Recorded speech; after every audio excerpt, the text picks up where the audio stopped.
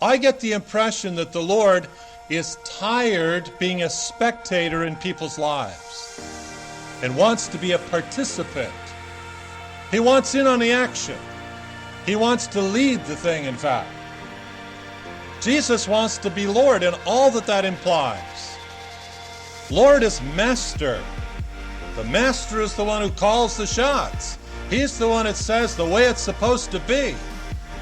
If I want to know what I'm supposed to do, I need to simply submit it to Him. The Lord has a will for me, and if I want to seek it, He's not going to hide it from me. God wants in.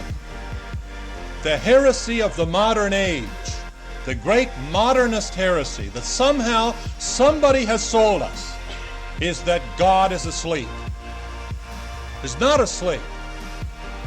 We have forced the Lord into a kind of unwilling retirement, and He wants out. He languishes in retirement, and He wants off the shelf.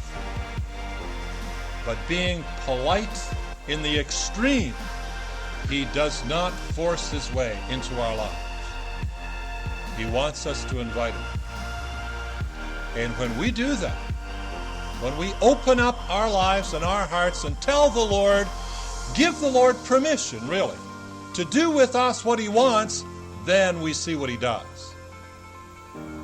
And I didn't begin to see a great deal that God was doing until I came to that point where I said, Lord, whatever you want to do with me, you just go ahead.